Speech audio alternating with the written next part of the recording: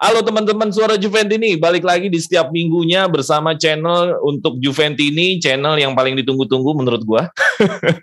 Karena selalu menghadirkan para Juventini yang berbeda-beda.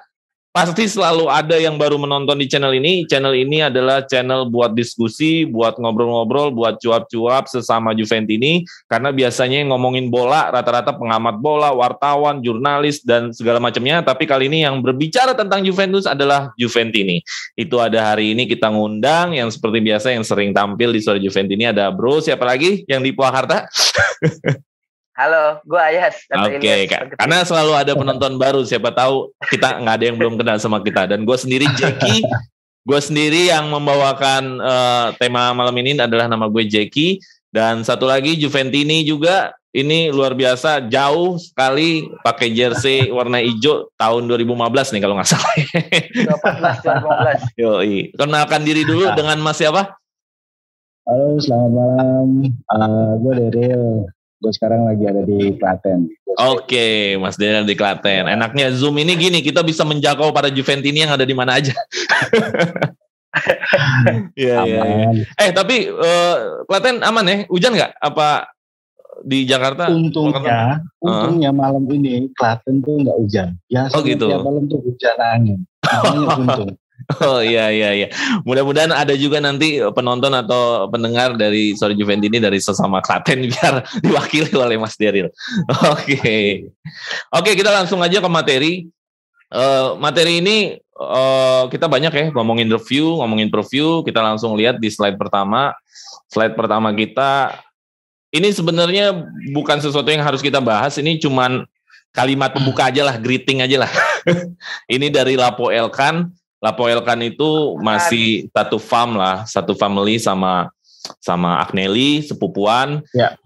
Ini gua ambil ketika habis kalah dari Chelsea. Lapo Elkan ini gue senengnya dia aktif di Twitter, dia reaksional ya. makanya gua ambil Twitter dia, bagus buat nyemangatin para Juventini yang masih kesel, masih gedek, masih nggak nyangka kalah. Ya dia bilang, ya kita nggak berakhir dalam satu malam. Kita akan comeback lagi dengan yang lebih strong ya. Jadi inilah Lapo Elkan ngasih pesan kayak gitu, ya pasti akan comeback stronger lah di UCL. Tentang Lapo Elkan ini. Tapi by the way, Lapo Elkan ini, Ayas atau Daryl pernah punya informasi nggak terhadap Lapo Elkan? Sedikit aja mungkin teman-teman ada yang mungkin perlu tahu juga siapakah Lapo Elkan. Mas Daryl mungkin ada tahu sedikit informasi tentang Lapo Elkan? Dia masih dalam klan keluarga besar Agnelli ya, masih ada hubungan darah, dia juga bisa dibilang playboy-nya keluarga Juve. Oh gitu, ini baru tahu saya. Gitu ya. Iya. Rekornya dia lebih banyak di non teknis daripada di teknis yang hubungan dengan Juve. Cuman memang sering kali statement dia ini ya seperti ini, memotivasi. Cuman kalau kita ngelihat sisi Lapo Elkannya ini ya benang merahnya sih ya donjuannya, bener-bener donjuan dari keluarga Agnelli, ya dia ini.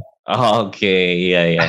Ya, saya minim sih informasi tentang Lapo Elkan. Yang saya tahu dia adalah bagian dari keluarga besar Agnelli. Tapi yang saya senang dari dia adalah dia selalu reaksional terhadap apapun yang terjadi sama Juve dan Azzurri. Biasanya kalau Juve menang atau Juve kalah, Twitternya pasti update. Gitu. Sering vokal. Sering vokal. Ya mungkin karena dia belum bagian dari manajemen kali ya, jadi dia nggak punya nggak punya manner lah, nggak punya masih power bebas gitu. Iya, masih bebas. Oke, Ayas, ada sedikit nggak tentang Lapo Elkan?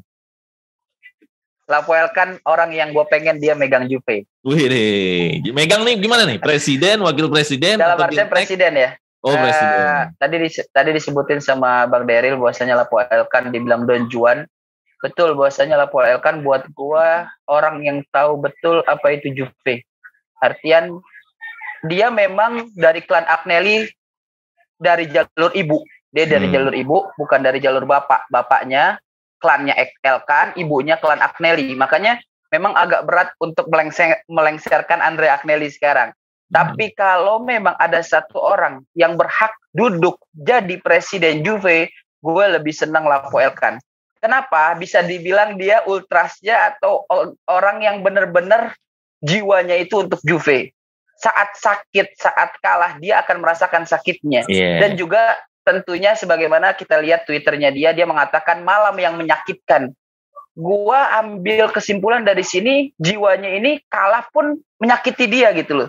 Dan dia akhirnya bereaksi dan tetap mendukung, walaupun pernah kita bahas bahwasanya sejelek-jeleknya, seburuk-buruknya Juve, namanya cinta kadang ada bangsat-bangsatnya. Kita pernah kita pernah bahas, cinta itu kadang ada bangsat-bangsatnya. Jadi nggak peduli seterpuruk apapun itu Juve, kita lupakan dengan tidur. Artinya Lapo Elkan juga tetap memberikan semangat, tapi gue juga di sini menekankan bahwasanya apa yang ditweetkan, diceritakan sama Lapo Elkan menunjukkan sebuah sinyal bahwasanya Lapo Elkan melihat ada sesuatu yang salah di Juve kemarin malam. Oke, ya itu tadi pendapat dari lo ya. Tapi kalau tentang presiden, gue masih bimbang sih jujur, Mas Daryl sama Bro Ayas, adalah apakah Nedved dan Elkan.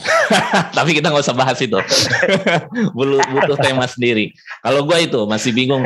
Kalau harus presiden, mendingan Nedved, apakah di luar Nedved gitu.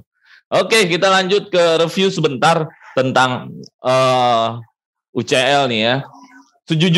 Sejujurnya ngelihat formasi yang ini, gue nggak nyampilin yang cadangannya. Kita bahas ini dulu.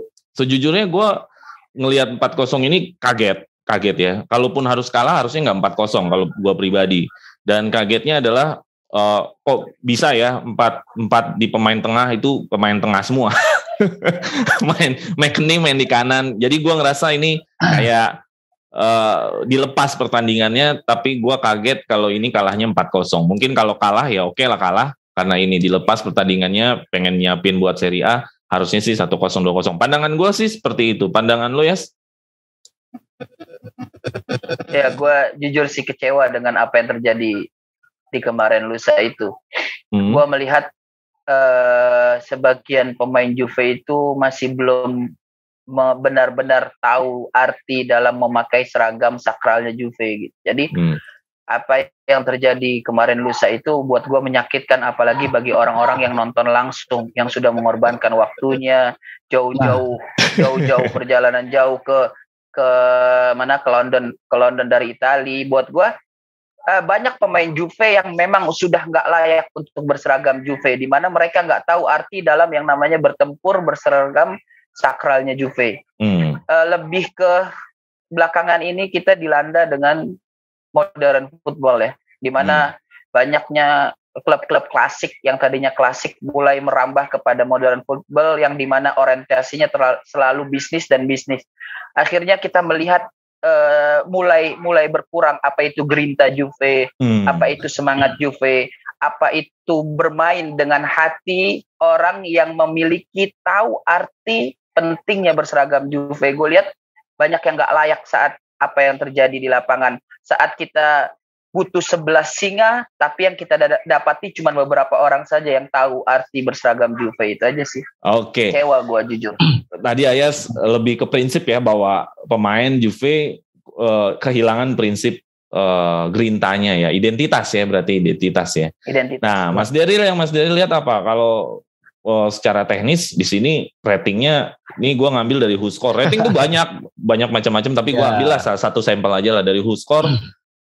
Ratingnya nggak ada yang 7. Jadi bagaimana melihat memang kalah karena performa, kalah karena memang arahan dari Allegri yang Mas lihat. Ini gimana kok bisa 4-0?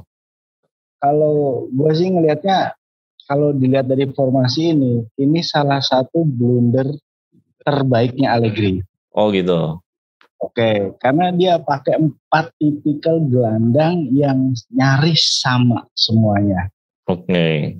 Mereka nggak punya Ramsey sebagai buat bantu lini serang. Chiesa sama Morata di depan, mereka nggak pernah bisa buat dia. Chiesa itu lebih cenderung bermain di sayap. Taruh di formasi 4-3-3. Dia entah di kiri, entah di kanan. Dia lebih cocok di seperti itu. Kalau dia dibuat tandem dengan Morata, dia akan kesulitan. Karena dia bukan tipikal striker, baik finisher maupun playmaker, dia tidak seperti itu. Dia Apa ya? Lebih cenderung ke sayap. Nah, seperti itu. Dari lini pertahanan juga, kenapa harus Alexandro? Kenapa nggak Pellegrini? Darah segar. Pellegrini itu, sorry Mas, Pellegrini itu nggak didaftarin UCL. Oh iya, sorry. Pellegrini benar-benar. Kenapa harus Sandro? Kenapa dia nggak bermain dengan formasi yang lain gitu kan? Ya, bisa atau 3-5-2 gitu misalkan. Bisa yang sudah pakem dengan Juve 3-5-2-nya. Chelsea itu tim yang sangat atraktif di bawah Thomas Tuchel dengan rekor mereka yang sedikit unik juga, dan mereka juga berhasil membuat pertandingan itu killing game-nya tuh lebih cepat gitu. Nah, harusnya dengan tipikal Thomas Tuchel seperti itu, Allegri harusnya lebih berani mengajak bermain terbuka. Karena pasti bakal banyak celah di lini pertahanannya Chelsea yang bisa dieksploitasi dengan kecepatan Cuadrado di sayap maupun Chiesa. Entah kenapa kok Cuadrado jadi bek kanan, ya biasalah. Allegri kan sukanya eksperimen yang unik-unik gitu. Nah, kali ini eksperimen Allegri gagal total. Soal skor buat saya itu memang harus seperti itu, karena kalau cuma 1-0, 2-0, 2-1, Allegri nggak akan pernah bisa belajar banyak. Tapi ketika dia dihadapkan dengan skor telak seperti ini, dia akan menyadari hal seperti ini jangan sampai terulang lagi gimana pun caranya. Dia bisa belajar banyak dari situ. Dan dari sisi pemain akan lebih hati-hati. Oke, bisa nggak sih Mas ini ditolerir sebagai bentuk formasi ini adalah karena banyaknya yang cedera? Akhirnya membikin line up-nya harus seperti ini, formasi seperti ini, ataukah sebenarnya masih ada rumus lain untuk formasi yang bisa mengakomodir melawan Chelsea gitu? Sebenarnya bisa, ya seperti tadi kita udah sepakat bisa pakai 3-5-2 untuk tipikal kalau kita mau numpuk gelandang di tengah kan lebih aman. Kalau kita untuk melawan Chelsea itu kan lebih ribet kalau kita nggak punya pemain gelandang yang berkarakter. Juve ini di musim ini cuma satu gelandang yang memiliki karakter, Locatelli. Yang lain Bentancur flop, McKennie nggak bisa diharapkan banyak, Rebiot menang tinggi badan doang, sama sering menang duel udara, tapi secara efisiensi mereka tuh kurang begitu efektif, baik untuk transisi dari menyerang bertahan, begitupun sebaliknya. Untuk efektivitas permainan mereka seringkali tidak terlihat. Beda ketika kalau zaman kita dulu punya Semi Khedira, dia memang tidak pernah terlihat di lapangan, tapi orang itu efektif. Tiba-tiba bisa cetak hat-trick kayak lawan Udinese. Siapa yang menyangka seorang gelandang seperti Khedira bisa cetak hat-trick?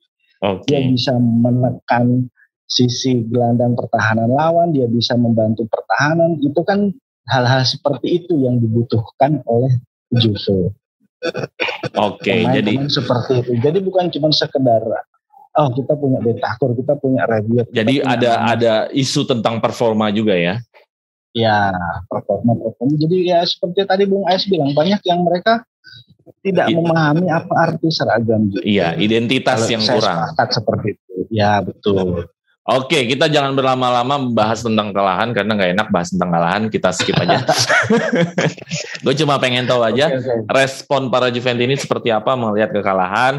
Tadi Ayas bilang dari sisi prinsip adalah kehilangan identitas, kehilangan arti memakai seragam Juve. Kalau dari Mas Dery bilang performa yang buruk dan juga kurang terbuka, ada kesalahan formasi gitu ya ngelihatnya ya. Ya, garis besarnya seperti ya. Oke, kita lanjut aja. Mungkin ini yang ingin ditunggu sama Allegri, kenapa di pertandingan UCL kayaknya ya sudah gitu, kita lewatin aja. Buktinya dia biasanya kan kalau kalah nih Allegri nih nggak ada senyum-senyumnya, langsung balik ke backstage, bener nggak? Balik ke ruang ganti, bener nggak? Betul. Nah, kemarin Allegri ya biasa aja, kayak seolah-olah ya udah kita lewatin aja. Apakah yang ditunggu itu adalah pertandingan lawan Atalanta ini? Gue sengaja nggak bikin satu preview melawan Atlanta karena gue sering banget bikin preview tentang Atlanta yang ada Juve menang. jadi buat gue Atlanta secara hormat gue menghormati permainan dia bagus segala macam, tapi dia belum dapat apa-apa sebenarnya. Baru menanjak aja ya. Iya, Coppa Italia pun kita yang menang gitu loh. Jadi buat gue ya udah kita bahas Atlanta sedikit.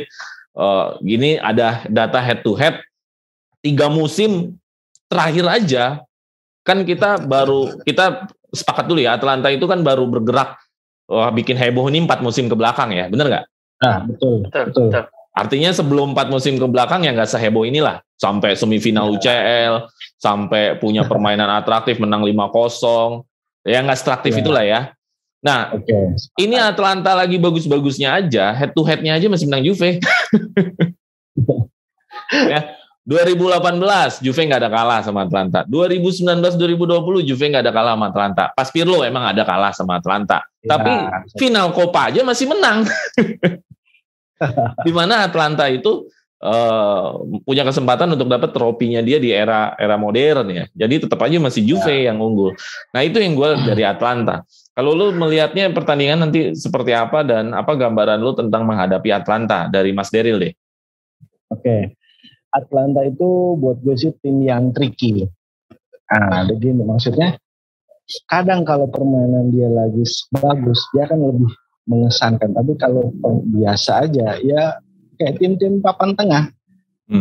Atalanta semenjak dipegang Gasperini, memang terlihat lebih bisa mengeksploitasi masing-masing ciri khas pemainnya. Kelebihan Gasperini, dia memiliki squad yang tidak banyak berubah dari tiap musim.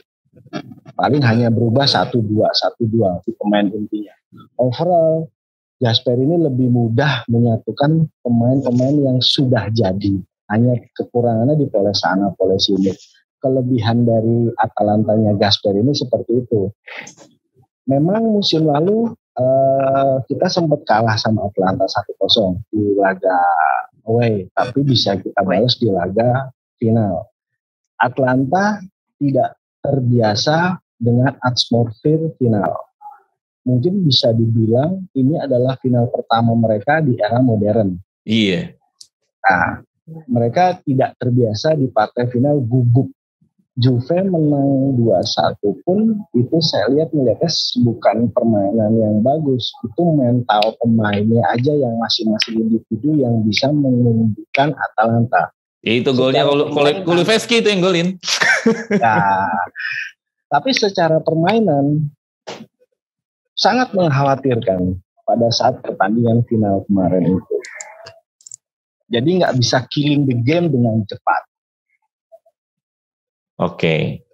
Nah, untuk pertandingan besok dengan kekalahan Allegri di London kemarin, kemungkinan besar Allegri akan menyiapkan sesuatu yang berbeda ketika bermain melawan Atalanta.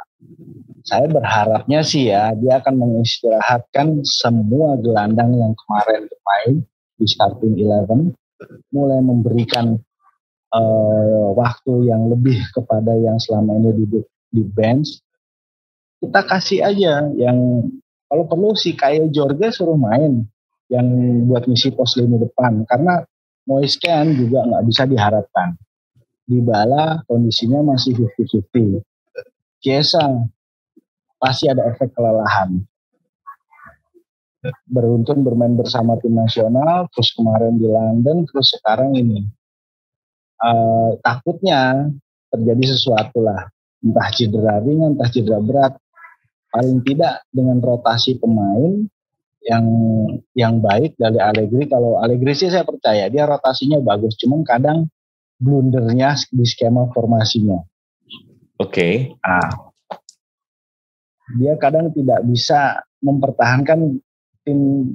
Misal di pertandingan sebelumnya ini udah menang dengan performa yang bagus, di pertandingan berikutnya sama dia diutak-atik. Allegri memang pelatih yang pintar. Dia bisa merubah skema permainan di tengah pertandingan selama 90 menit.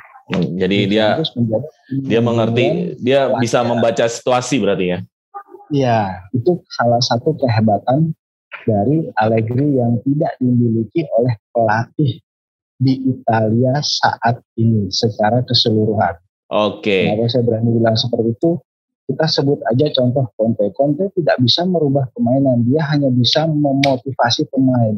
Wah, pokoknya dimotivasi kencang, tipikal motivator. Gasperini, dia ahli taktik. Tapi taktik dia, kalau kita lihat dari permainan dari tiap musim ke musim Atalanta, itu sebenarnya sama aja. Yang membedakan hanya karakteristik si pemain itu sendiri yang merubah skemanya si Gasperini. Oke, Mancini juga biasa aja di tim nasional. Bisa dibilang Italia kemarin juara di Eropa juga faktor keberuntungan. Simone Inzaghi, pelatih muda potensial, tapi dia belum memiliki jam terbang, belum memiliki juga keahlian teknik dan secara mumpuni taktikal lah ya, seperti Allegri punya. Oke, ada pemain kunci nggak yang bakal menjadi penting menanti melawan Atalanta dari Juve dan pemain yang membahayakan buat Juventus dari Atalanta? Kira-kira siapa pemainnya? Secara keseluruhan, hampir seluruh pemain Atalanta pasti akan termotivasi. Kalau kita menunjuk 1-2 orang dari Atalanta, saya rasa kurang begitu bijak. Yang jelas setiap pemain Atalanta juga memang patut diwaspadai. Jadi Atalanta itu saat ini yang lagi drop. Gitu. Jadi Atalanta itu yang dilihat Mas Daryl adalah kolektif ya. Oke. Kalau dari Juve-nya sendiri yang berbahaya. Kalau Juve sendiri yang akan menjadi bintang nanti untuk melawan Atalanta, yang menjadi kunci permainan ya. Kunci permainan saya berharap nanti Bonucci bisa bermain dengan apik bersama Matthijs de Ligt. Saya harapkan di pertandingan besok mereka bisa menjadi tembok yang kokoh. Jadi Allegri biasanya memulai serangan itu dari pertahanan. Ketika pertahanannya sudah bagus, sudah kokoh, dia akan mulai bermain di depan, di tengah. Kayak contoh melawan Lazio kemarin. Lazio diberikan ball position sebebas-bebasnya, mengeksploitasi segala ruang sisi lapangan Juve dari sayapnya Juve, tengahnya, tapi nggak nembus ya. Nah, begitu backnya udah rapat, tinggalkan enak, mau counter attack, mau mancing mereka bermain lebih menusuk dan menyisakan ruang kosong di belakang, kan itu bisa dieksploitasi. Jadi saya berharap besok kunci permainannya ada di duet back Juve. Begitu mereka kokoh, maka pertandingan akan pasti dimenangkan oleh Allegri. Oke, jadi kuncinya adalah di Bonucci dan de Ligt. Setuju aja sih, karena kan memang kalau Serie A Bonucci dan de Ligt nih jadi momok menakutkan. Vlahovic aja nggak bisa golin. Yang katanya lagi komoditi panas nih, Vlahovic aja nggak bisa golin. Gitu. Oke, Kayas. Oke, makasih Mas Daryl tadi tentang Atalanta, pandangannya mengenai melawan Atalanta. Ayas sekarang, Bro Ayas. Melawan Atalanta dikenal tim yang menguasai pertandingan, tim yang banyak shoot on goal-nya, tim yang kalau nyerang tuh kayak lupa bertahan. Jadi kayak itu semua. Gimana? Ya, jadi gimana nih? Kalau gue lihat kembali lagi ya, kayaknya Atalanta itu sasaran empuknya Allegri buat nebus dosa dia kemarin lusa, gitu. Karena Allegri paham betul bahwasanya Atalanta itu seperti mesin ketika menyerang itu total loyal, total semuanya menyerang semua, dan kadang memang sebagaimana kita tahu lupa bertahan. Saat kita berbicara mereka lupa bertahan bukan asal cuap-cuap belaka, tapi memang karena kita melihat data di mana Atalanta sering kebingungan, sering keteteran saat lawannya menguasai counter attack yang sangat cepat atau sangat baik. Terutama saat lawan Spezia kemarin bisa dilihat highlight-nya, di mana Atalanta kebingungan saat menghadapi counter attack cepat dari musuh-musuhnya. Pertanyaan gue sekarang adalah, apakah Allegri itu mampu mengembalikan counter attack Juve yang sangat menakutkan di era masa keemasan Allegri, atau akan menjadi sia-sia di mana di mana depan kita seperti biasa saja, seperti adanya Morata dan Ken. Itu menurut gue nggak membantu adanya counter attack karena bukan tipe pemain predator atau tipe orang pembunuh di depan gawang. Berapa kali counter attack-nya Ken saat lawan Lazio, lawan Chelsea kemarin juga, di mana Morata diberikan umpan manis dari Locatelli, akhirnya tidak gol karena kesigapannya Silva juga. Tapi kita Juve butuh predator buas yang mampu one shot one kill gitu lah. Maksudnya memiliki insting yang kuat dalam menyerang. Kalau memang Atlanta itu orang atau satu tim yang kolektivitas penyerangannya bagus, maka satu-satunya cara untuk Allegri adalah bermain dengan counter. Dan kalau bicara pemain yang buat kita tenang dalam melawan Atlanta besok, maka di sisi Juve sebenarnya Danilo buat gua sampai detik ini. Tapi Danilo cedera ya. Danilo cedera. Ya, karena berhubung belum selesai kan, berhubung cedera Danilo, Bonucci sama De Ligt sebagaimana yang disebut oleh Bang Daryl, gue juga setuju karena kita lawannya Atlanta di mana back kita, kemudian organisasi tim kita di dalam bertahan harus benar-benar kokoh, harus benar-benar menahan serangan gempurannya Atlanta. Adapun di sisi Atlanta, gue lihat satu nama. Betul bahwasanya mereka kolektivitas dan mereka bermain secara tim, bukan secara individu. Tapi Juve di 3 tahun atau 2 tahun belakangan ini, atau baru tahun kemarin, kita digempur oleh satu nama, yaitu Ruslan Malinovskyi. Nah, itu gue suka tuh, Malinovskyi, gue suka. Itu Malinovskyi manusia yang bikin Juve susah payah. Dan gue mengingatkan siapa itu Malinovskyi mengingatkan gue dengan Pavel Nedved. Di mana saat Pavel Nedved di Lazio, satu orang atau salah satu manusia yang bikin Juve susah. Nah, begitu juga Ruslan Malinovskyi. Jadi kalau misalnya ditanya siapa pemain kunci Atlanta yang mesti dimatiin atau diputus pergerakannya oleh Locatelli ataupun siapapun di pemain tengahnya Juve, maka satu orang yaitu Ruslan Malinovskyi. Karena dia sebagai asister bagus, bahkan sebagai finisher juga bagus. Tendangan shootnya dari luar kotak penalti sering membunuh kita, termasuk gol dia beberapa kali ke kandang Juve atau ke gawang Juve. Jadi begitu sih gue perhatiannya, Cap. Ya, Malinovskyi gue setuju itu salah satu pemain tengah yang untuk bisa diperhatikan bisa datang ke Juve kalau gue pikir. Tapi ya nggak ada isu sih, nggak ada rumor tentang Malinovskyi ya. Ya gue nggak tahu juga ya. Rumor pemain tengah kita kan adanya di Denis Zakaria, terus siapa lagi ya pemain tengah? Milinkovic Savic, Pogba, nggak ada rumor Malinovskyi. Cuman kadang-kadang kan tentang rumor ini yang kita nggak obrolin, yang nggak ada di media, malah nggak jadi, yang tiba-tiba muncul kejutan. Iya. Nggak suka begitu kan? Bisa. Gitu. Ya, iya, yang kita nggak omongin nggak ada yang datang tapi malah kejutan. Oke. Ya itu tadi mengenai Atlanta teman-teman. Jadi Ayas tadi melihat bahwa sejauh mana nih pemain ini bisa menerjemahkan counter attack-nya gitu ya. Buat apa nanti dibangun bagus-bagus tapi endingnya, finishnya juga nggak tajam gitu loh, nggak predator. Ya ada benernya juga karena memang kemarin itu kan lawan Lazio, Ken atau Morata atau Kulusevski dapat berapa peluang, cuman memang ternyata top skornya adalah Bonucci. Hal yang unik ya. Iya, top skornya adalah Bonucci. Oke, kita udahan dulu